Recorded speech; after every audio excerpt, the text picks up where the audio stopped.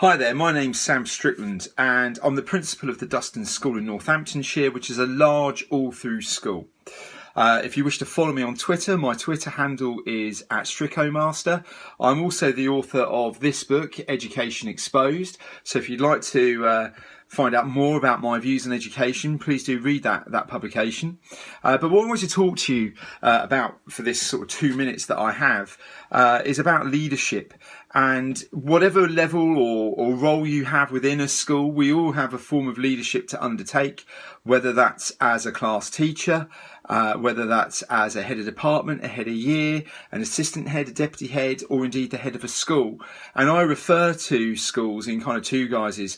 On one front, the satellites, which are all the different aspects or departmental areas that make up the school, and then the mothership.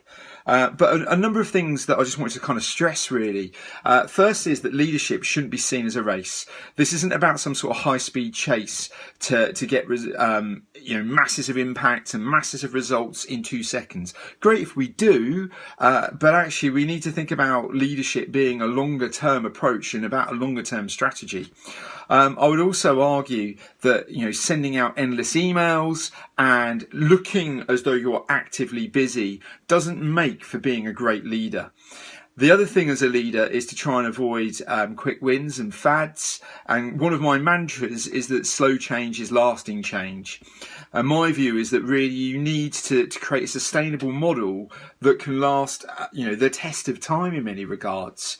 I would also advocate that you shouldn't change your leadership style every 2 seconds to try and suit the situation that arises. I think there's a danger that you'll lack authenticity and being true to yourself if you do that.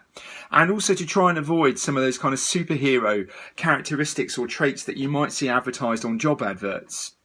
I do think, though, it's really important that you know yourself and you know what your strengths and your areas for improvement or your limitations are.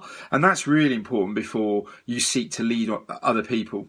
Equally, I think it's important to always have a plan and a really clear plan in your own mind, but also written down and to articulate and over-articulate that clear plan to other people, but also to keep in mind that taking your time isn't actually a sign of weakness, it's a sign of strength.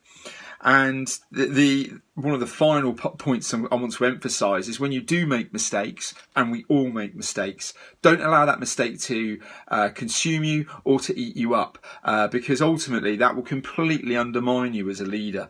And that's an internal war within yourself. And kind of my final 2 points for you is that driving anything within a school or any aspect of a school or the school itself is very much like trying to build a cathedral. It's going to take time, and accept that and embrace it. And the final aspect that I'd like to leave you with, or the final point I'd like to leave you with, is that very much whatever position you are, you permit what you promote and you promote what you permit.